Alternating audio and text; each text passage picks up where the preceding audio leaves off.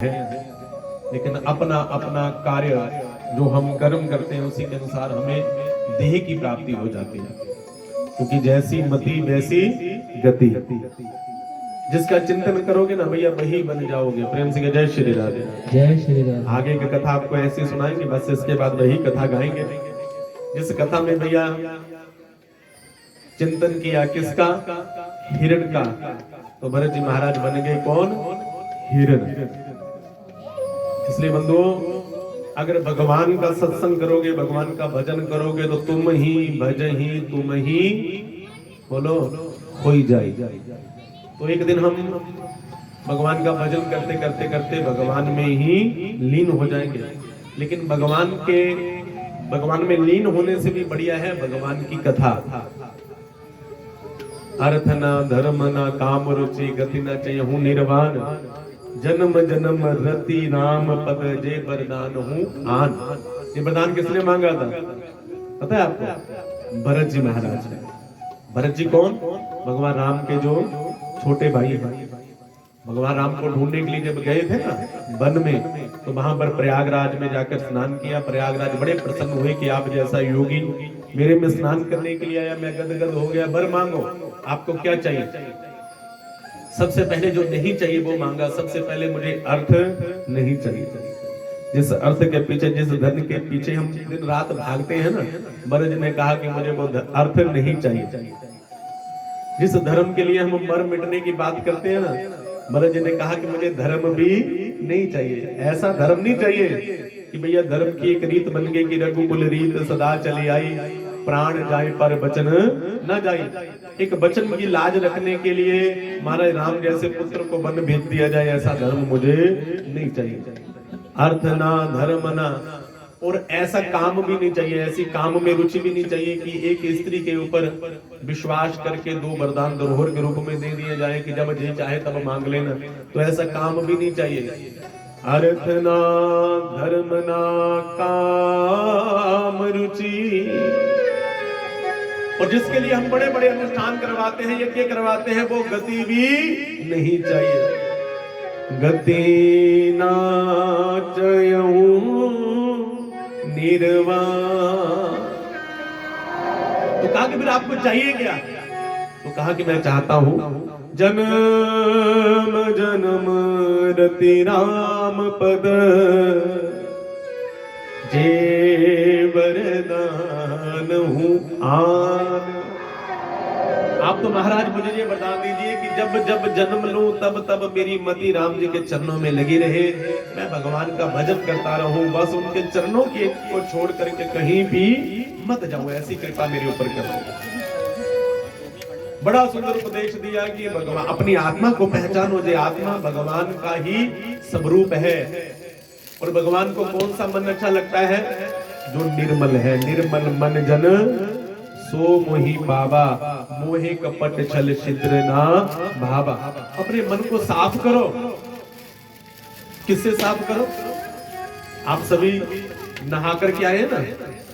सभी नहा धो करके आए? मैं आपसे पूछूं कि कौन से साबुन से नहाए? बताओ। आप सभी बताने लोगों के तो सभी अलग अलग साबुन बताओगे ना। कोई कहेगा कि भैया निर्मा से नहा करके आए, कोई कहेगा गोदरेज साबुन से नहा के आए, कोई कहेगा लैक्स से नहा कर आए, कोई कहेगा पेयर सोप से नहा करके आए, है ना, तो जॉनसन बेबी से नहा करके आए। कितने प्रकार के साबुन है ना। ये सारे के सारे क्या करते हैं? हमारी बॉडी को नहला देते हैं, शरीर को नहा देते हैं। फिर मैं आप सबसे कहूं कि आप जो कपड़े पहन करके आए वो धुले हुए हैं। तो हाँ पंडित जी देखो पीले पीले वस्त्र हम सभी धो करके इस्त्री करके पहन करके आए। मैं आपसे पूछूं कि कौन से सर्फ से धोए, कौन से साबुन से धोए, तो आप उसका भी साबुन अलग अलग बता दोगे ना। कोई भैया निर्मा से, कोई पेना से, कोई बील से, है ना। देखो कितनी कंपनियों की एडवर्टाइजमेंट कर दी हमने यहाँ, है ना। कितने कंपनियों के साबुन है, कितने कंपनियों के कपड़े धोने के साबुन है, सर्फ है। ऐसे ही ठाकुर जी ने कहा कि मन को धोने के लिए भी साबुन है। कौन सा साबुन है? राम नाम का साबुन, कृष्ण नाम का साबुन, भैया राधा नाम का साबुन, शिव नाम का साबुन, गोविंद नाम का साबुन, केशव नाम का साबुन, नारायण नाम का साबुन, है ना। कितने साबुन है। जो साबुन आपको अच्छा लगता है उसी साबुन से अपना मन धोइए। राम नाम के साबुन से जो मन का मैल हटाएगा, निर्मल मन के दर्पण में वो राम का दर्शन पाएगा। इसलिए मन में भगवान को बिठाना है तो मन को साफ सुथरा रखो। जैसे यहाँ पर गद्दे बिछे हैं ना साफ सुथरा, तभी तो बैठे। अगर यहाँ पर साफ सुथरे गद्दे ना होते, गंदे होते, उनमें मिट्टी लगी होती या कीचड़ लगा होता तो आप बैठते? बताओ, बैठता कोई भी? अब जितना मर्जी हम कहते भैन जी बह जाओ, ओ भैन जी देखो तो सही है कितना गंदा बैठते, कितना बैठ जाइए। तो कभी ये देखे कि जिस मन में हम राम को बिठाने की बात करें वो मन कहीं गंदा तो नहीं है, उसमें तो कहीं कीचड़ तो नहीं लगा हुआ। अगर उसमें कीचड़ लगा होगा तो भगवान बोलो ना बैठेंगे? नहीं बैठेंगे। देखो सारी कथा आपको आती है, मैं तो बस आपके अंदर से ही निकाल रहा हूं। आप बैठोगे? नहीं बैठेंगे। तो ऐसे भगवान बैठेंगे? भगवान को मन में बिठाना है तो मन को निर्मल बनाओ। बड़ा सुंदर ज्ञान का उपदेश दिया। परंतु जी महाराज गदगद हो गए। महाराज आपने तो ज्ञान की गंगा बहा दी, मुझे आपने कृत कर दिया, बड़ी कृपा बरसाई आपने। अब महाराज आपने हमारे ऊपर कृपा की है, अब आप बताइए कि आपको दक्षिणा में हम क्या दें? प्रेम से जय श्री राधे। जय श्री राधे। जैसे कि भागवत की कथा सुनो तो आपको दक्षिणा देनी चाहिए या नहीं देनी चाहिए? और वैसे दक्षिणा, गुरु दक्षिणा पता कौन सी होती है? दक्षिणा गुरु दक्षिणा होती है जो गुरु कह दे वो। जब भागवत जी की कथा का विश्राम होगा ना तो आप सभी जो भी यहाँ ज्ञान प्राप्त करने के लिए आते हैं तो आप सभी यहाँ पर व्यासपीठ पर आएंगे, यहाँ पर दक्षिणा चढ़ाएंगे ना। दक्षिणा चढ़ाने के बाद आपको फल दिया जाएगा। तो ऐसे ही भैया कथा के बाद क्या होता है? बोलो ना, कथा के बाद क्या होता है? दक्षिणा। तो कहा कि अब दक्षिणा की बारी आ गई। महाराज बताओ, हम गुरु दक्षिणा देना चाहते हैं कि आप क्या मांगते हैं? अब देखो कितनी सुंदर बात कही सनकादि ऋषियों ने। कहा कि हम तो जो मांगना है वो मांग लेंगे, लेकिन आप इस ज्ञान की कथा का मूल्य क्या लगाते हैं? बताओ। अगर हम आपसे कुछ मांगे तो आपसे पूछें कि आप बताओ आपको क्या लगता है कि जो कथा आपको हमने सुनाई है या आपको ज्ञान हमने दिया है, उस ज्ञान का मूल्य क्या है? आप में से कोई लगा सकता है? परंतु जी महाराज ने कहा कि नहीं प्रभु, इसका मूल्य लगाना बड़ा कठिन है, क्योंकि कथा तो भगवान की अनमोल है। प्रेम से जय श्री राधे। जय श्री राधे। इसलिए आज तक भैया कोई भी ऐसा कथा व्यास नहीं है जो भगवान की कथा की दक्षिणा ले पाया हो। भगवान की कथा की दक्षिणा भैया अनमोल है। आप बिक भी जाओगे, अपना सब कुछ बेच भी दोगे तो भी भगवान की कथा को नहीं करवा सकते। और ना कोई लेने वाला भगवान की कथा का मूल्य लगा सकता है, ना ही कोई देने वाला भगवान की कथा का मूल्य लगा सकता है। ये तो भैया जो भी भाव होता है वो केवल और केवल जो खर्चा है उसी का होता है। क्योंकि जो हमारे ये भाई हैं जो बेचारे कितना सुंदर सुंदर आपको आपके कानों में संगीत भर रहे हैं, तो इनकी भी तो दिहाड़ी होनी चाहिए ना। तो इनकी दिहाड़ियां, ये ब्राह्मण जो है इनके भी बाल बच्चे हैं भैया, इन्होंने भी आपकी तरह वो फोन रिचार्ज करवाना होता है। इनके घर में भी भैया चीनी उसी भाव मिलती है जितने भाव में आपको मिलती है। इनके बच्चे भी बढ़िया उन्हीं स्कूलों में पढ़ते हैं जहाँ पर आपके पढ़ते हैं। ये हमारे सारे के सारे भाइयों का खर्चा उतना ही है जितना आपका है। आपसे ज्यादा होगा, कम नहीं होगा, क्योंकि खर्चा करने वाला व्यक्ति अलग अलग अपने अपने हिसाब से खर्चा करता है। ना चाहते हुए भी हमारे घरों में कितने खर्चे होते हैं जो केवल उसी का भाव होता है। अगर हम कहें कि भगवान की दक्षिणा, भगवान की कथा का मूल्य नहीं लगाया जा सकता। सनकादि ऋषियों ने कहा कि बताओ तुम क्या मूल्य लगाते हो? तो कहा कि प्रभु मेरे पास तो कथा का मूल्य देने के लिए कुछ भी नहीं है। तो कहा कुछ तो है। तो कहा कि प्रभु ऐसा कीजिए जो कुछ भी है वो सारे का सारा ले लीजिए। देखो भैया शिष्य कैसा होना चाहिए, परंतु जी महाराज जैसा। तो कहा कि प्रभु सब कुछ ले लीजिए। तो कहा कि ऐसे कैसे ले लीजिए? संकल्प करो पहले। प्रेम से जय श्री राधे। जय श्री राधे। आप चिंता मत करो, आपका ऐसा संकल्प नहीं करवाएंगे। आप तो बस ध्यान से भगवान की कथा सुनो। परंतु जी महाराज ने कहा कि प्रभु करो संकल्प। तो कहा कि करो। अर्घ्य में जल भरा और कहा कि अब संकल्प करो कि तुम्हारा सब कुछ हमारा। तो कहा कि हाँ क्या क्या? तो कहा कि प्रभु सब कुछ में सब कुछ आ गया।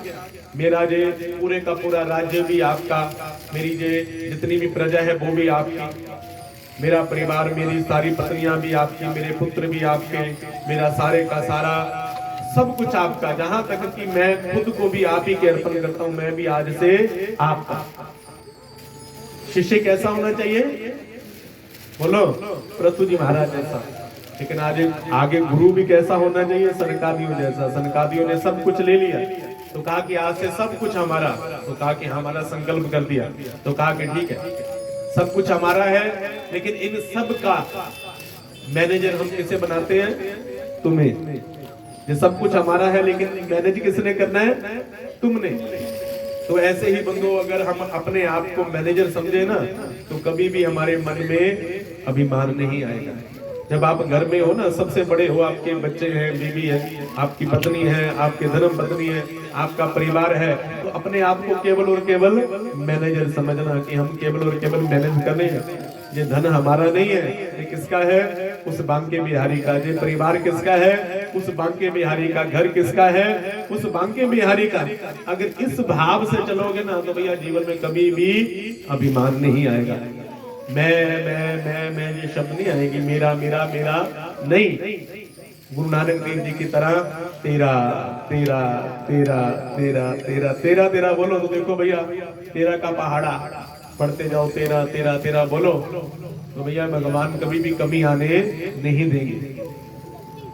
पृथु जी महाराज का जो सुंदर संवाद अपने जीवन में सदा भैया धारण करके रखो, क्योंकि ये जो सुंदर सुंदर कथाएं हैं ना, ये कथाएं ही हमारे जीवन का उद्धार कर सकते हैं। इनके मंच में आगे चल करके एक राजा प्राचीन बरही हुए, जो पशु बलि यज्ञ करते थे, देव ऋषि नारद ने ऐसा कुरंजन उपाख्यान सुनाया जिससे इनकी भी भैया सदगति हुई है। प्रेम से जय श्री कृष्ण। जय श्री कृष्ण। तो आइए आगे पंचम स्कंद में प्रवेश करते हैं, और पंचम स्कंद में बड़ा सुंदर चरित्र है प्रियव्रत जी महाराज का। बोलिए प्रियव्रत जी महाराज की जय।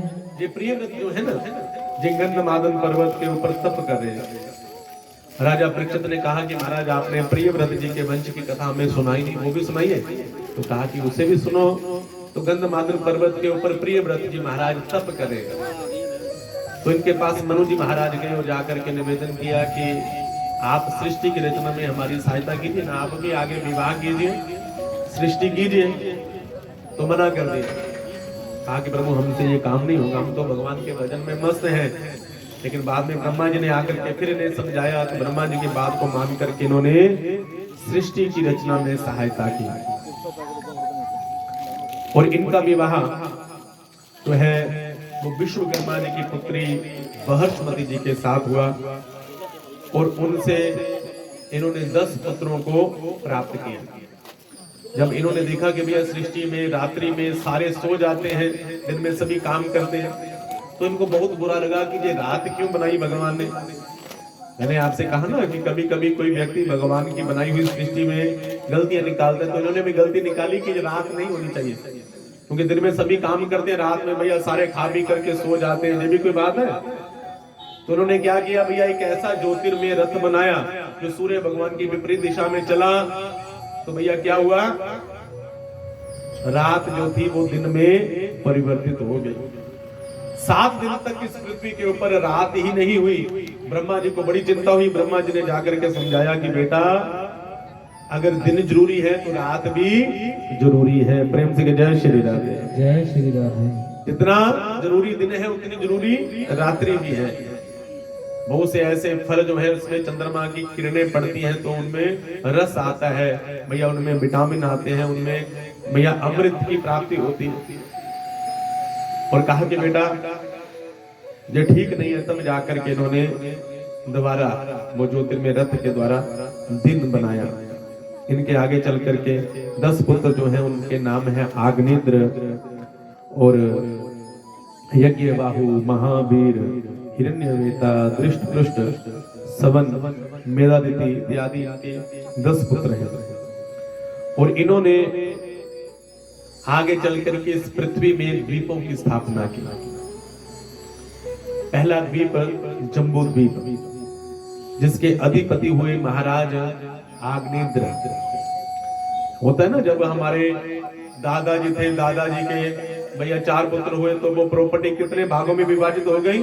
4 भागों में। जो एक को हिस्सा मिला, फिर उसके आगे 5 पुत्र है तो वो एक हिस्सा जो है आगे 5 भागों में विभाजित कर दिया गया। ऐसे करते करते भैया ये जम्बू द्वीप है, इसमें आग्नेत्र के 9 बेटे हुए तो इनको 9 भागों में विभाजित कर दिया। और जम्बू द्वीप में 9 भागों में सबसे पहला जो खंड बना उसका नाम है अजनाब खंड। जिस भारतवर्ष में हम रहते हैं ना, ये कौन से खंड में है? अजनाब खंड में। क्या नाम है? अजनाब खंड। और इसी अजनाब खंड में एक बड़े प्रतापी राजा हुए हैं जिनका नाम है ऋषभदेव जी महाराज, जो भगवान का ही स्वरूप है। बोलिए ऋषभदेव जी महाराज की जय। ऋषभदेव जी इन्हीं के ज्ञान का अनुसरण किया एक अरहन नाम के राजा ने, जिससे भैया ये जैन पंथ चला। हमारे जो जैनी भाई है ना, ये ऋषभदेव जी से आगे जो अरहन नाम के राजा ने इनका अनुसरण किया तो आगे चल करके भैया जैन पंथ चला। और ऋषभदेव जी ने भैया हम सबको बड़ी सुंदर सुंदर ज्ञान की कथाएं बताई हैं। और ये बताया है कि भैया हमारे जीवन के 4 आश्रम होते हैं। कौन कौन से? सबसे पहले ब्रह्मचर्य, दूसरे नंबर पर गृहस्थ, तीसरे नंबर पर वानप्रस्थ, चौथे नंबर पर सन्यास। कितने हो गए? 4। देखो भैया हमारे जीवन में ना 51 वर्ष तक, 50 वर्ष तक हमारी जो आयु है ना, उसमें हम सब कुछ कर लेते हैं। लोग होता है ना 50 वर्ष के हमारे विवाह भी हो जाते हैं, विवाह के आगे हमारे बच्चों के विवाह भी हो जाते हैं, तो बच्चों के आगे संतान भी हो ही जाती है, हो जाती है ना 50 वर्ष की आयु। लेकिन उसके बाद जितनी भी आयु है वो सारी की सारी भगवान के समर्पण होनी चाहिए, क्योंकि हमारी आयु ही हमें आगे चल करके कहती है 51। अब 51 आ गया, चलो कहाँ? वन। फिर दूसरे नंबर पर 52, फिर हमारी आयु कहती है चलो 1, फिर 53, फिर आयु कहती है चलो 1। क्योंकि काम की आयु देखी जाए तो कितनी है? 50 वर्ष। उसके बाद भैया जो आयु है ना, वो धक्के खाने की आयु है। प्रेम से जय श्री राधे। जय श्री राधे। एक बार आयु बट रही थी ना, तो भगवान ने सबको समान भाव से बांटे। वैसे मनुष्य को कितनी आयु मिली है? 40 वर्ष। कितनी? बड़ा ऊंची बोलो, कितनी? 40 वर्ष। क्योंकि 40 वर्ष का व्यक्ति बड़े ठाठ बाट से जीता है ना, सूरत भी अच्छी रहती है 40 वर्ष तक, शरीर भी तंदुरुस्त रहता है। उसके बाद भैया धक्के होते हैं, बाद में ये आयु हमारी वास्तव में होती भी नहीं। जब भगवान आयु बांट रहे थे ना, तो ये मनुष्य गया भगवान के पास, भगवान ने कहा कि लो 40 वर्ष की आयु है तुम्हारी। तो ये बहुत उदास हो गया, तो कहा कि प्रभु 40 वर्ष में क्या होगा, ये तो बहुत कम है। भगवान ने कहा कि भैया ऐसा है कि हम तो सबको समान रूप में देंगे, हाँ कोई वापस कर देगा, लौटा देगा तो वो तुम्हें दे देंगे, उसके लिए तो थोड़ी देर यहाँ बैठ जा। तो थोड़ी देर बाद कौन आया? गधा आ गया। गधे को भगवान ने कितनी आयु दी? 40 वर्ष। गधे ने भगवान से नाराजगी उत्पन्न की, प्रभु इतनी नहीं चाहिए, ये तो बहुत ज्यादा है, पूरी जिंदगी बोझा ढोएंगे और बदले में कभी भी हमें पुरस्कार नहीं मिलेगा। कभी गधे को पुरस्कार मिलते देखा है आपने? वो बेचारा पूरी जिंदगी मालिक का बोझा ढोता है, जब बेचारा बूढ़ा हो जाता है मालिक डंडा मार करके घर से निकाल देता है। प्रभु इतनी नहीं चाहिए। भगवान ने कहा कितनी चाहिए? तो कहा कि प्रभु आधी कर दो। कितनी ले ली गधे ने? 20 वर्ष। भगवान ने इस मनुष्य को बुलाया, इधर आ। अब ये 20 वर्ष किसकी है? गधे की है, ये चाहिए? उसने कहा कि प्रभु लेने के लिए तो बैठा हूं, लेकिन ये ध्यान रखना ये गधे की है। तो कहा कि प्रभु जो आए सो राजी जाए, दे दो। तो मनुष्य की कितनी हो गई? गिनते जाना, ठीक है? मेरा थोड़ा हिसाब कमजोर है। कितनी हो गई? 60 वर्ष। भगवान ने कहा कि ठीक है। तो कहा कि नहीं प्रभु जी कम है। तो कहा कि फिर इंतजार करो, कोई और लौटाएगा, वो भी दे लेना। थोड़ी देर बाद कौन आ गया? कुत्ता आया। कौन आया? कुत्ता। कुत्ते को भी भगवान ने तो समान रूप से देनी थी, भगवान ने दी कितनी? 40 वर्ष। भगवान ने कहा ले जा, 40 वर्ष तेरी है। तो कहा कि बस बस प्रभु इतना अनर्थ मत कीजिए महाराज। लोग एक रोटी डालेंगे और उसमें भी आधी रोटी 2 टुकड़े करके डालेंगे महाराज, एक टुकड़ा कोई दूसरा लेकर के भाग जाता है, हमारे जो पल्ले है वो तो आधा टुकड़ा आएगा। पूरी जिंदगी नौकरी करनी पड़ती है दूसरों की, फिर भी लोग डंडा मारते हैं, दूर दूर करते हैं, तो महाराज हमारी भी आधी काट दो। कितनी मिली कुत्ते को? 20 वर्ष। कितनी बच गई?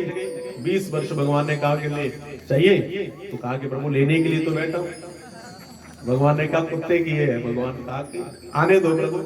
तो कितनी हो गई? 80 वर्ष। भगवान ने कहा तो काम चल जाएगा ना, 80 वर्ष तो बहुत है। तो कहा कि नहीं नहीं प्रभु अब थोड़ी सी और चाहिए।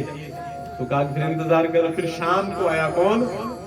रात्रि को, जिसको दिखता ही रात्रि को। कौन आया? उल्लू।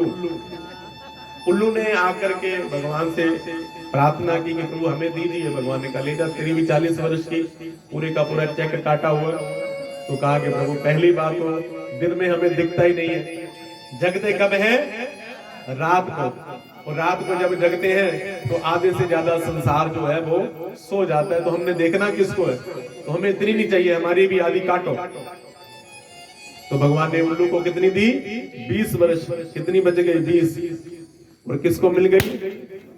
जो भैया मना ही नहीं करता, जो आए सो राजी जाए। तो कितनी हो गई? 100 वर्ष। भगवान ने कहा कि भैया आप अपने छोड़, हमने भी आराम करना है, अब जा। 100 वर्ष बहुत है, तो ठीक है। तो देखो भैया हमारी आयु कितनी है? 100 वर्ष। उसमें काम की कितनी है? 40 वर्ष जो हमारी अपनी है। 40 वर्ष के बाद 60 वर्ष तक किसकी चलती है? गधे की। तो इस अवस्था में व्यक्ति पूरी जिंदगी बोझा ढोता रहता है। जो आए चलो पोते दिले, चलो पोती दिले, चलो बेटे के लिए। तो व्यक्ति 60 वर्ष तक क्या करता है? बोझा ढोता रहता है। अभी कानून ले जाइए, वो भी कानून ले जाइए। लेकिन जैसे 60 वर्ष का होता है, घर में बहू आ जाती है, बेटा जो है वो कम सुनना शुरू कर देता है, तो फिर किसकी शुरू हो जाती है? तो बेचारा बस उसकी तरह करता है, इसकी कोई सुनता नहीं है। लेकिन जैसे 80 वर्ष की आयु होती है तो किसकी शुरू होती है? उल्लू की। तो उल्लू क्या करता है? कुछ करता तो है नहीं, कभी इधर देखता है, कभी उधर देखता है, कौन आया कौन गया। बताओ ऐसा होता है या नहीं होता? तो इसलिए बंधुओं सत्संग करो, थोड़ा बोलो ना, सत्संग करो। जवानी में बुढ़ापा किसने देखा? तो ऋषभदेव जी ने बड़ा सुंदर ज्ञान का उपदेश दिया अपने बच्चों को। और जैसे ही 51 वर्ष की, मतलब जैसे वन की अवस्था आई ना, वानप्रस्थ की अवस्था आई, तो अपना घर छोड़ करके, त्याग करके अपने बेटा भरत को राज सिंहासन पर बैठा करके खुद चले गए जंगल में, वन को चले गए। अब आगे राजा कौन बने हैं? भरत जी महाराज। बोलिए भरत जी महाराज की जय। जिन्हें भरत जी के नाम से इस अजनाब खंड का नाम बदल करके क्या पड़ गया? भरत खंड। इसलिए हम सभी भारतीय कहलाए, क्योंकि जे भरत नाम, जे भारत नाम भरत जी से पड़ा है। जो 3 भरत हमारे भारत के बड़े महान हुए, एक जे भरत जी महाराज, दूसरे कौन से? भगवान राम जी के भाई भरत जी, और तीसरे शकुंतला नंदन भरत जी महाराज। इन्होंने भी बड़ी सुंदर सुंदर लीलाएं की हैं। और अंत तो गतवा इन्होंने भी भैया अपने पुत्र को राज सिंहासन पर बिठा करके वन की ओर गमन किया है। अब यहाँ से भरत जी महाराज के 3 जन्मों की कथा हम सुनेंगे, लेकिन बड़ी सुंदर जी कथा है। और हम सबको इस कथा से शिक्षा लेनी चाहिए कि सावधानी हटी और दुर्घटना, बोलो भैया, घटी। सावधानी हटी और दुर्घटना घटी, लिखा होता है ना। तो इसलिए भगवान का जो भक्ति मार्ग जो है ना, इसमें बड़ा सावधान होकर के चलना पड़ता है। इन्होंने समझाया किसको? अपने मन को। अपने मन को कहा कि मन छोड़ दे सब कुछ, अब क्या कर? भजन कर गोविंद दास, मन रे भजन कर गोविंद दामन रे, भजन कर गोविंद दामन। आओ हम भी अपने अपने मन को समझाएं, दोनों हाथ उड़ाकर हाथ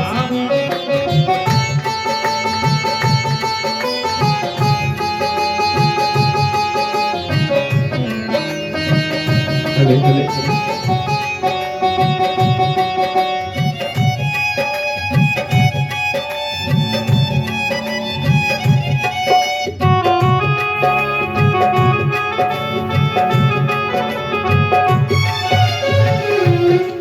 मन रे भजन कर गोविंद दामन रे, भजन कर गोविंद दामन। तू ऐसे सदा नहीं रहना, तू रे सदा नहीं रहना, तू ऐसे सदा नहीं रहना, तू सदा नहीं रहना।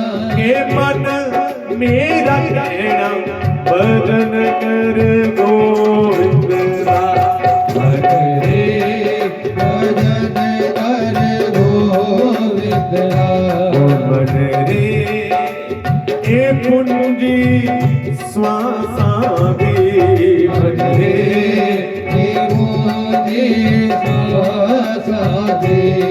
एनु लागे प्रभु दे लेके, एनु लागे ओ एनु लागे प्रभु दे लेके,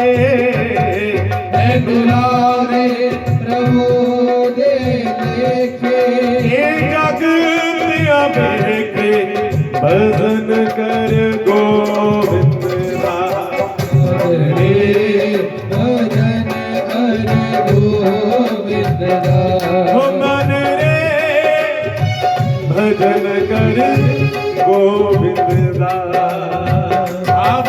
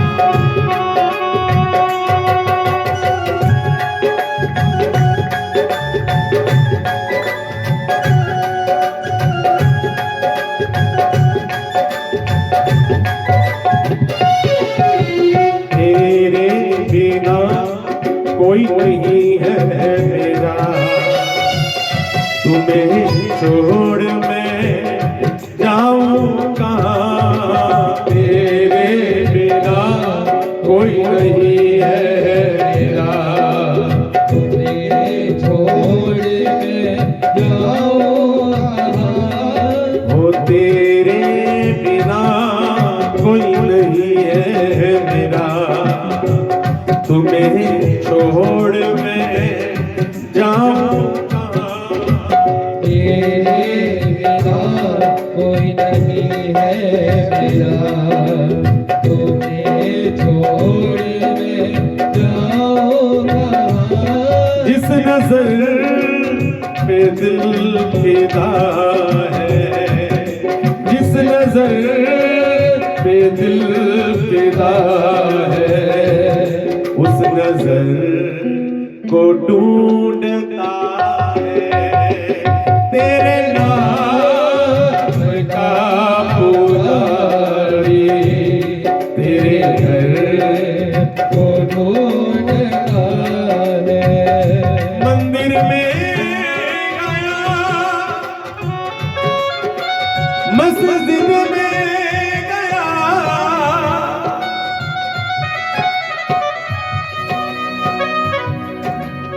जंगल में भी जाकर कुछ ना मिला, एक कृष्ण दरस पाने के लिए इस मन को मनाना पड़ता है, इस मन को मनाना पड़ता है। दस्तूरे मोहब्बत बस है यही, दस्तूरे मोहब्बत बस है यही, हस्ती को मिटाना पड़ता है, हस्ती को मिटाना पड़ता है। जिस दुख को फरिश्ते सह ना सके, जिस दुख को फरिश्ते सह ना सके, ओ जिस दुख को फरिश्ते सह ना सके, जिस दुख को फरिश्ते सह ना सके, उस दुख को उठाना पड़ता है, उस दुख को उठाना पड़ता है। भरत जी महाराज माला लेकर के चले गए वन में, गंडकी नदी के तट पर एक पत्तों की कुटिया बनाई, किस लिए? भजन करने के लिए। मन को बहुत ज्यादा मेहनत करके समझाया, मनाया। मन रे किसे ना तेरी जात पुछड़ी, मन रे किसे ना तेरी जात पुछड़ी, ओथे अमला दे होने ने नवेड़े, ओथे अमला दे होने ने नवेड़े, समझ मन मेरे भजन कर गोविंद रे भजन कर गोविंद। भगवान का भजन करने के लिए कुटिया बनाई, लेकिन सावधानी हटी और इनके जीवन में भी एक दुर्घटना घट गई। क्या हुआ कि भैया भगवान का भजन कर रहे थे, अपने मन को समझा रहे थे, इतनी देर में एक गर्भवती हिरनी गंडकी नदी में जल पीने के लिए आई और उधर से शेर की आवाज आई। शेर दहाड़ा और इस गर्भवती हिरनी ने अपने बालक को जन्म दिया।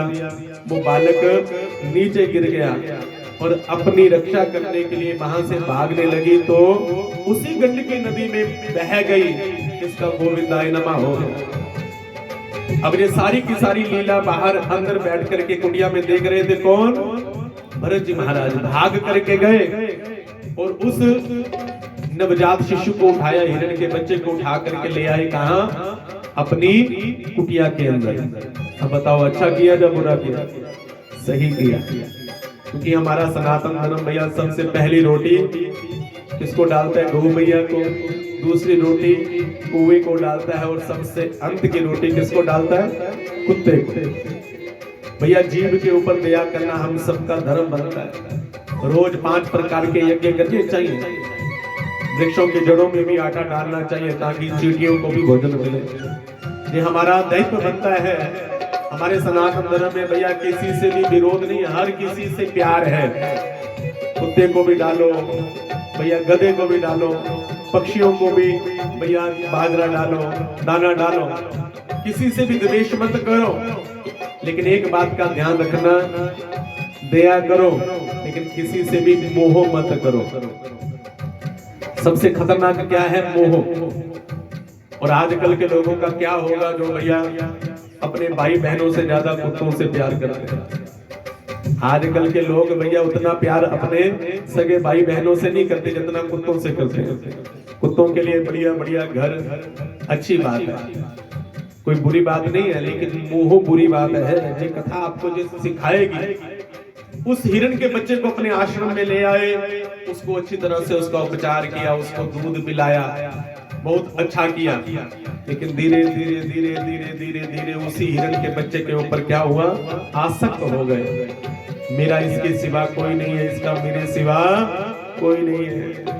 अब भगवान का भजन कम हो गया, हिरण का भजन ज्यादा शुरू हो गया। जैसे हम करते हैं, भगवान का भजन थोड़ी नहीं करते।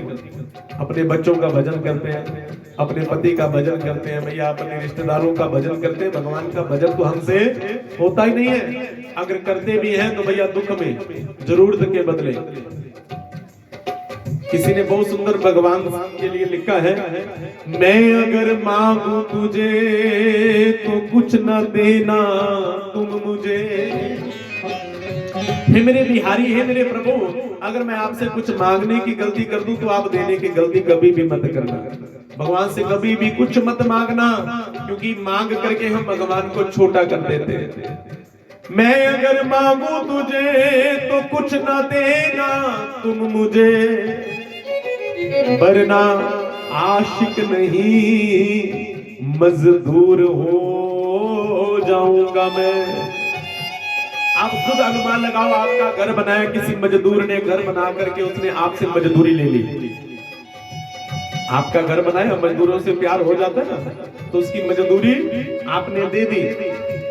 और उसके बाद 10 साल के बाद, 5 साल के बाद आपके घर आकर के कहे कि बाबूजी ये कमरा जरा सेट कर दो, हमने रात को जहां सोना है। तो हम क्या कहेंगे कि भैया तुमने क्यों सोना है, घर तो हमारा है, हमने बनाया नहीं, हमने बनाया है ये घर, इसलिए हमारा भी अधिकार है। तो आप क्या कहोगे, अरे भले भाई अगर तूने घर बनाया है तो तुम्हारी मजदूरी भी तो हमने दी है ना, चल गेट आउट, बाहर भाग।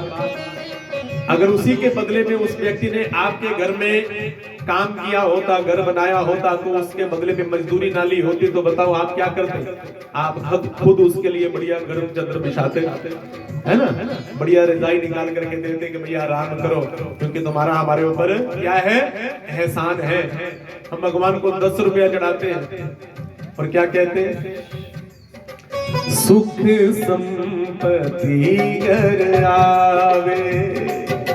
10 रुपए में क्या काम मांगते हैं, सुख भी आ जाए, संपत्ति भी आ जाए, और कष्ट मिटे तन का, कष्ट मिटे तन का।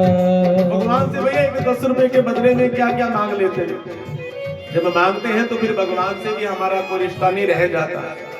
इसलिए उस व्यक्ति ने कहा कि मैं अगर मांगू तुझे तो कुछ ना देना तुम मुझे, वरना आशिक नहीं मजदूर हो जाऊंगा मैं। भगवान का भजन करो, भगवान से कभी कुछ मत मांगो, तब कृपा बरसेगी। अगर भगवान से कुछ मांग लेते हैं तो अपनी नजरों में भगवान को छोटा कर देते हैं। भरत जी महाराज का भजन कम हुआ, हिरण का भजन ज्यादा हो गया। धीरे धीरे धीरे धीरे जन्म तेरा बातों ही बीत गयो, मुख से कब हो ना राम कहो। अंत समय आया और आसक्ति चली गई किसके प्रति, हिरण के प्रति, कि इस बेचारे का क्या होगा, मेरे सिवा कौन है। वो हिरण का बच्चा एक बार बड़ा होकर के अन्य हिरणों के साथ जंगल में चला गया। उसकी याद में हाय कहाँ होगा, कैसा होगा, कहीं शेर ने ना खा लिया हो, कहीं ऐसा ना हो गया हो, कहीं वैसा ना हो गया हो। जैसा हम दुनिया के लिए सोचते, अपने परिवार के लिए सोचते हैं, ऐसे सोचते गए तो महाराज अंतिम श्वास आया। भरत जी महाराज की जीवन लीला समाप्त हो गई। अंत में चिंतन किसका किया था, हिरण का, और अगला जन्म किसका बना, हिरण का। हिरण बन करके आ गए। लेकिन भगवान के भजन का प्रताप था कि हिरण के देह में भी उसको इनको याद था कि मैं हिरण क्यों बना, क्योंकि मैंने हिरण से प्रेम कर लिया। मेरी अंत में जो मति थी वो हिरण के चक्कर में चली गई, इसलिए मैं हिरण बन गया। जैसे तैसे उस योनि को समाप्त किया। और उसके बाद तीसरा जन्म हुआ एक ब्राह्मण कुल के घर में, एक अंगिरस गोत्र के ब्राह्मण के घर में जन्म हुआ। इनके पिताजी बड़े विद्वान थे, जन्म होते ही इनकी जन्म कुंडली बनाई। और जन्म कुंडली बनाने के बाद भैया मन में विचार किया कि ये तो बहुत विद्वान निकलेगा, ये तो बहुत अच्छे ग्रह हैं, पढ़ाई लिखाई में बहुत महान बनेगा। कुछ और भी बड़े भाई थे। महाराज का धीरे धीरे धीरे धीरे पालन पोषण हुआ, महाराज बड़े हुए। सोच अपने पिछले तीनों जन्मों को याद, दोनों जन्मों को याद करते, कितना बड़ा राजा था, फिर हिरण बन गया, फिर भगवान की कृपा से जो ब्राह्मण देह प्राप्त हुई है, और इस देह के द्वारा अब अपना कल्याण करना है। अब ऐसी भगवान की भक्ति करनी है, कृपा करनी है कि दुनिया के काम के नहीं, अब उसके काम के बनना है। तो पिताजी बड़े बड़े हुए थोड़े से, पिताजी ने कहा कि बेटा इधर आओ, चलो गायत्री मंत्र याद कर लो।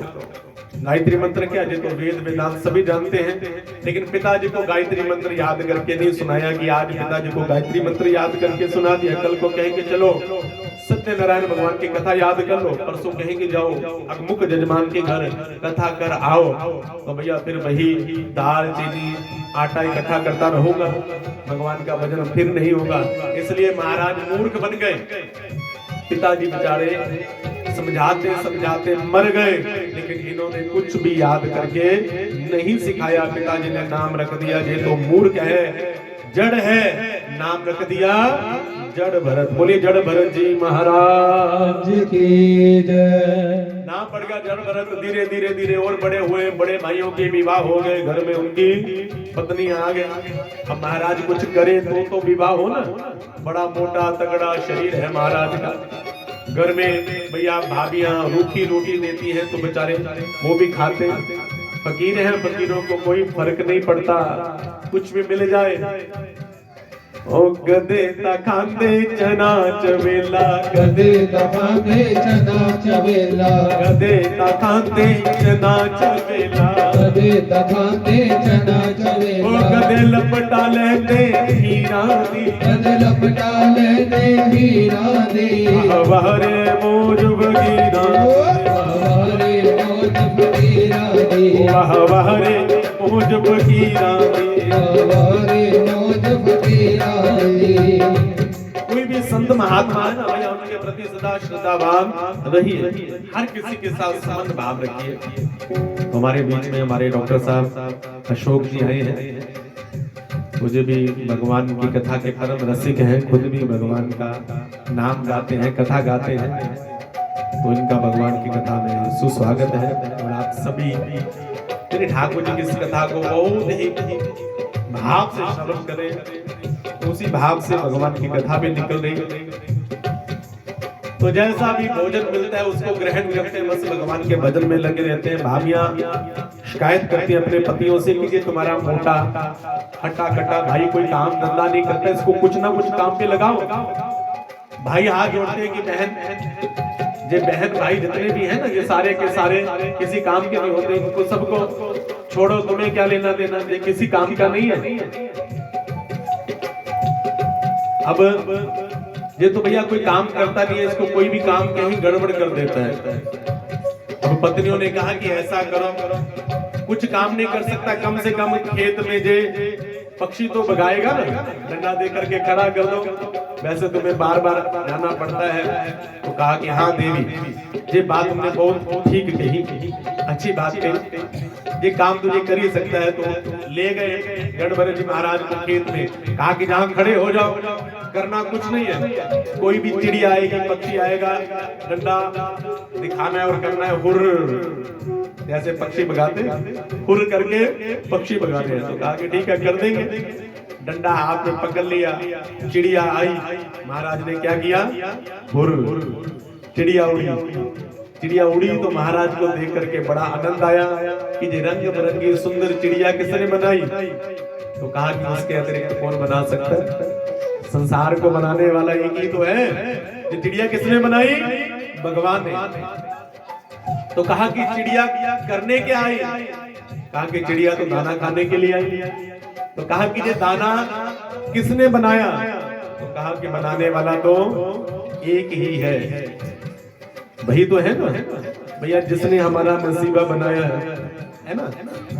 भगवान तो हर बार बनाते हैं। तो महाराज को भी याद आया कि भैया मेरा भी तो बना था ना, जब मैं चक्रवर्ती सम्राट था भरत, तो भैया उसके चक्कर में मुझे कहाँ कितने कितने जन्म लेने पड़े। और भगवान से प्रार्थना की, बना के क्यों बिगाड़ा रे, बना के क्यों बिगाड़ा रे, बिगाड़ा रे नसीबा, ऊपर वाले ऊपर वाले ऊपर वाले ऊपर वाले। ये खेत भी प्रभु के हैं, ये दाना भी प्रभु का है, ये चिड़िया भी किसकी है? प्रभु की। तो कहा कि हम क्या कर रहे हैं? चिड़िया उड़ा रहे हैं। तो जड़ भरत जी महाराज सोचते हैं कि हम क्या मामा जी लगते हैं? तो भैया क्या किया? चिड़िया को बुलाया। हरी की चिड़िया हरी के खेत, हरी की चिड़िया हरी के खेत। ओ हरी की चिड़िया हरी के खेत, हरी चिड़िया हरी के खेत। ओ खाओ मेरी चिड़िया भर भर पेट, खाओ मेरी चिड़िया भर भर पेट। पहले कहते थे हुर हुर, अब कहते हैं आओ आओ खाओ मेरी चिड़िया भर भर पेट, खाओ मेरी चिड़िया भर भर पेट। आस पड़ोस के किसानों ने जाकर शिकायत लगाई, अरे उनके भाइयों से कहा, रे इस मूर्ख को खेत में खड़ा कर दिया, हम अपने खेत से चिड़िया भगाते हैं, जो बुलाता है खाओ, ये तुम्हारा सत्यानाश कर देगा। अब भाई आए, भाइयों ने आकर के देखा कि भैया ये तो चिड़िया को बुला रहा है, धक्का दिया और निकाल दिया। अपनों से अगर चोट खाई न होती तो कन्हैया तेरी याद आई न होती। कहा कि बस अब ठीक है, अब सारे रिश्ते नाते समाप्त हो गए, चंगा होया मेरे पेके रुस गए, मोह माया तो छुट्टी, बड़ी मौज लुट्टी, जो दोदा तेरा लड़ पड़े। महाराज प्रसन्न हो गए, अब तो महाराज किसी को कोई चिंता नहीं है। अब गए तो भैया आगे डकैतों ने पकड़ लिया, पकड़ करके ले गए, क्योंकि डकैतों के जो राजा है ना, उन्होंने भद्रकाली मैया से ये वर मांगा हुआ था कि मैया अगर मेरे पुत्र होगा तो मैं तुम्हें क्या दूंगा? नर बलि दूंगा। नर को ढूंढ रहे थे, तो ढूंढते ढूंढते मिल गए महात्मा जी, जड़ भरत जी को पकड़ करके ले गए डाकू, और जाकर के अपने सरदार से कहा कि महाराज देखिए हम एक नर लेकर के आए, बड़ा अद्भुत, देखो कितना मोटा तगड़ा नर है। तो डाकू के सरदार ने कहा कि इसे नहलाओ। महाराज को बढ़िया नहलाया गया, बढ़िया द्रव्यों से नहलाया गया। महाराज प्रसन्न हो गए कि महाराज कदी तकाते चना चवेला, कभी तकाते चना चवेला। और आज तो भैया बड़े सुंदर सुंदर वस्त्र पहनने को मिल रहे हैं, बढ़िया श्वेत वस्त्र पहनने के लिए दिए। कदी ताओड़न शाल दुशाले, कभी ताओड़न शाल दुशाले, ओ कदी ताओड़न शाल दुशाले, कभी ताओड़न शाल दुशाले। ओ कदी गोदड़ी लीना दी, कभी गोदड़ी लीना दी। ओ हवारे मोज बगीरा दी, हवारे मोज बगीरा दी। ओ हवारे मोज बगीरा दी, हवारे मोज बगीरा दी। महाराज को सुंदर वस्त्र पहनाए गए, महाराज प्रसन्न हो गए। उसके बाद कहा कि अब इनको खिलाओ, तो बढ़िया थाली भोजन की सज करके आई। महाराज बड़े प्रसन्न हो गए कि आज तो बड़ा सुंदर यजमान मिला है, हमारी कितनी सेवा हो रही। कदी तकावण चना चवेला, कभी तकावण चना चवेला, कदी तकावण चना चवेला, कभी तकावण चना चवेला। ओ कदे लपटा लहते हीरा दी, कभी लपटा लेते हीरा दे। ओ हवारे मोज बगीरा, हवारे मोज बगीरा दे। ओ हवारे मोज बगीरा दी। हवारे मोज बगीरा दे। महाराज को भोजन करवाया गया। भोजन करवाने के बाद महाराज से कहा कि अब लेट जाओ। कहाँ लेट जाओ? माँ भद्रकाली के सामने। महाराज ने कहा कि ये तो बड़े ज्ञानी है, इनको पता है कि ब्राह्मण भोजन करने के बाद लेटते भी हैं, देखो हमारे सोने की व्यवस्था भी कर दी। महाराज लेट गए तो इतनी देर में भैया एक बहुत विशाल खड़ग हाथ में लेकर के काला काला व्यक्ति इधर उधर घूमने लगा, परिक्रमा करने लगा महाराज। महाराज ने कहा कि भैया ये कौन है? तो कहा कि महाराज ये आपकी बलि लेगा। ये क्या करेगा? बलि लेगा। तो कहा कि भैया ये मुर्गा हलाल करने के लिए खिलाया पिलाया जा रहा था। तो कहा कि ऐसा भी समझो महाराज अब आपकी बलि होगी, आंखें बंद कर लो, याद कर लो भगवान को। तो महाराज ने कहा कि कोई बात नहीं, क्योंकि संत कभी घबराते नहीं है, भगवान से सभी भगवान कुछ भी देना हमें उसे स्वीकार करो। महाराज ने भी हाथ जोड़ दिए। तेरे फूलों से भी प्यार, तेरे कांटों से भी प्यार, तेरे फूलों से भी प्यार, तेरे कांटों से भी प्यार। तू जो भी देना चाहे देना तेरे सरकार, तू जो भी देना चाहे देना मेरे सरकार। तेरे फूलों से भी प्यार, तेरे कांटों से भी प्यार, तेरे फूलों से भी प्यार, तेरे कांटों से भी प्यार। देखो भैया अब महाराज को पता चल गया कि बलि देनी है, मरने वाले हैं। अब मरने वाले हैं तो याद किसको किया? भगवान को, क्योंकि भगवान का भजन करते आ रहे हैं, अपने मन को समझा रहे हैं। मन रे के नीवे होके चले आ करो, मन रे में होके चले आ करो। ओ फल खानो लग दे, फल भी आरो खानो लग रे, सदा ही लग दे के नीवे होके चले आ करो। भजन कर गोविंद राम, भजन कर गोविंद राम। भजन कर गोविंद राम। भगवान को याद किया तो उसी समय भद्रकाली की उस मूर्ति में से स्वयं मां भद्रकाली प्रकट हो गई। बोलिए भद्रकाली मैया की मैया ने अपने भक्त की रक्षा की और सारे दुष्टों का संहार किया। जड़ भरत ने मैया को प्रणाम किया और वहां से निकल पड़े। मंग मंग के टुकड़े खाते, मंग मंग के टुकड़े खाते, ओ चाले चलन हीरा दी, चाले चलन हीरा दे। हमारे रोज बगीरा, हमारे रोज बगीरा दे, हमारे रोज बगीरा दी, हमारे रोज बगीरा दे। महाराज आगे गए तो आगे रहुगण नाम के राजा का उद्धार किया। वो रहुगण का नाम का राजा जो था वो कपिल भगवान के आश्रम में सत्संगार्थ जा रहा था। वो 4 कहारों ने पालकी उधार की थी महाराज ने, और उनमें से एक कहार जो था वो सख्त बीमार पड़ गया। इतना बीमार पड़ गया कि महाराज की पालकी नीचे रख दी। कहारों ने उसको कहा कि प्रभु क्षमा करना, एक कहार जो है वो सख्त बीमार पड़ गया महाराज, वो पालकी को उठा नहीं सकता।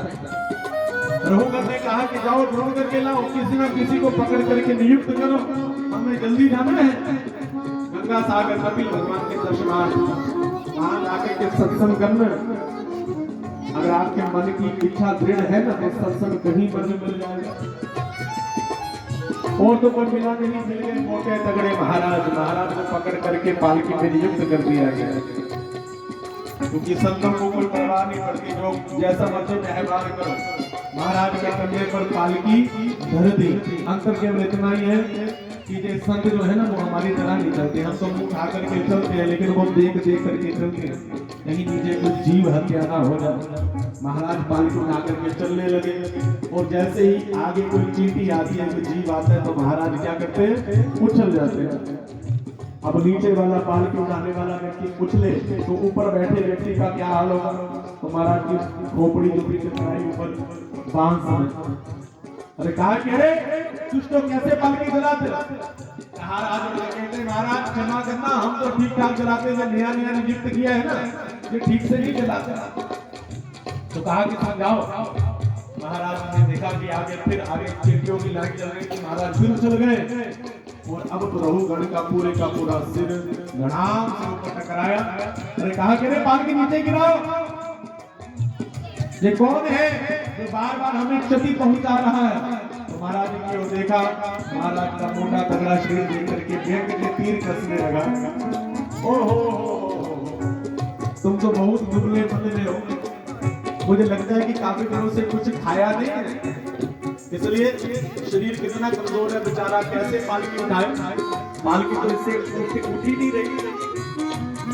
अब महाराज ने मन में सोचा कि मैं पूरा जीवन मौन रहा, लेकिन आज मैंने इस राजा का भार अपने कंधे पर उठा लिया। अगर अनजाने में सही इसका भार उठाया है तो अब इसको मैंने पार लगाकर ही छोड़ना है। महाराज मुस्कुराए। महाराज ने कहा कि राज ने एक बात बता, तू दंड देने की बात कर रहे, उपचार करने की बात कर रहे, तो किसका उपचार करेगा?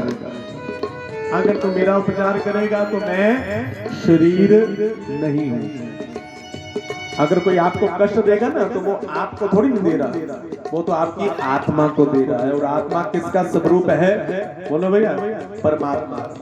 इसलिए भैया किसी के साथ भी कभी छल कपट मत किया करो, क्योंकि आत्मा की जो आवाज है वो भगवान की आवाज है। अगर किसी ने आत्मा से आपके विषय में बुरा सोच लिया ना, अगर निर्दोष व्यक्ति के ऊपर आप व्यंग्य का कोई भी भैया कुठार करते हो तो उसका दंड बड़ा भयंकर होता है, क्योंकि जब वो देता है तो छप्पड़ फाड़ करके देता है, अगर वो लेना चाहे तो भैया चमड़ी भी उधार देता है, उधेड़ देता है। प्रेम से जय श्री राम, जय श्री राम। तो कहा कि राजन तो किसको दंड देगा? इस शरीर को दंड देगा? मोटा होना, पतला होना, लंबा होना, छोटा होना, काला होना, गोरा होना, ये किसका धर्म है? ये शरीर का धर्म है। आत्मा का स्वरूप मैंने आपको कल बताया, आत्मा ना पैदा होती है ना मरती। जब इतनी गंभीर बात कही तो ध्यान से देखा तो महाराज के कंधे पर यज्ञोपवीत नजर आया। ब्राह्मण यज्ञोपवीत पहनते हैं ना, तो यज्ञोपवीत नजर आया। और यज्ञोपवीत को देख करके हाथ जोड़ करके कहा कि महाराज क्षमा करना, आप ब्राह्मण हो, मैंने एक ब्राह्मण से अपना भार उठाया और आपने बड़ी गंभीर बात कही आत्मा और शरीर की। मैं यही बात जानने के लिए तो जा रहा था कपिल भगवान के कहाँ आश्रम। मैंने आपने पहले भी निवेदन किया ना, तो कभी आप अपने मन में कोई संकल्प लेकर के आना, भगवान की कथा वो संकल्प जो पूर्ण कर देती। तो कहा कि मैं तो इसी को जानने के लिए कपिल भगवान के आश्रम में जा रहा था, आपने वही बात कह दी। क्या जानना चाहता है राजन? तो कहा कि मैं ये जानना चाहता हूँ कि आत्मा को कष्ट होता है या नहीं होता। तो कहा कि सही ढंग से समझा तो क्या समझना चाहता है? तो रघुगण ने कहा कि देखो महाराज, मेरी दृष्टि में आत्मा को भी कष्ट होना चाहिए, लेकिन आपने कहा कि आत्मा अलग तत्व है, शरीर अलग तत्व है। तो रघुगण ने कहा कि देखो प्रभु, हमने एक चूल्हा जलाया, ध्यान से सुनना, हमने क्या किया? एक चूल्हा जलाया। चूल्हा जलाने के बाद उसके ऊपर एक बलटोही रख दी, बलटोही पे जल भर दिया, नीचे आग लगा दी। तो सबसे पहले आग कैसे जलाएगी? बलटोही को गर्म करेंगे, फिर बलटोही के संपर्क में आने से जल भी गर्म होगा, तो उसमें हमने क्या डाल दिए? चावल डाल दिए। तो फिर जल के संपर्क से चावल भी उबलने लगेंगे, तो चावल भी पाक बन जाएगा। तो उसी आग ने भैया तीनों को कष्ट पहुंचाया। इसी प्रकार कष्ट हो रहा है तो आत्मा को भी कष्ट होना चाहिए। भरत जी महाराज, भरत जी महाराज, लगता है कि तुमने भागवत की कथा में, सत्संग में भैया गए हो, तुम सत्संगी लगते हो, लेकिन भैया बात तुम एक नंबर की मूर्ख की कर रहे हो। ये बात जो है वो मूर्खता की कर रहे हो भैया। देखो, सबसे पहले मूर्खता की बात कि तुमने आत्मा का कंपैरिजन किससे किया? चावलों से। भैया चावल क्या है? चावल एक वस्तु है और आत्मा क्या है? तत्व है। अब देखो भैया, एक राजा को उसकी पूरी प्रजा के सामने, पूरे मंत्रिमंडल के सामने भैया मूर्ख कहना है तो कोई अवधूत ही कह सकता है। तो कहा कि महाराज आप कुछ भी कहिए, बस आप तो मेरे इस प्रश्न का उत्तर दीजिए। तो कहा कि देखो भैया, सुख और दुख कुछ भी नहीं है, सुख और दुख कुछ भी नहीं है। ये सुख क्या है? जिसको हमने मान लिया वो सुख है, जिसको हमने मान लिया वो दुख है। कोई काम हमारे मन के अनुकूल हो जाए तो हमें वो सुख प्रदान करता है। अगर कोई काम हमारे मन के प्रतिकूल हो जाए तो वही काम हमें दुख प्रदान करता है। आप कहीं गए, आप जब जा रहे थे आपने मन में सोचा कि वहां जाएंगे ना, हमारे गले में वो फूल माला डालेंगे, हमारे ऊपर पुष्प फेंकेंगे, हमारी आरती करेंगे, है ना, हमारी आरती करेंगे, 10 बंदे हमें लेने के लिए आएंगे। आप आगे गए तो आपको आगे को लेने के लिए नहीं आया तो क्या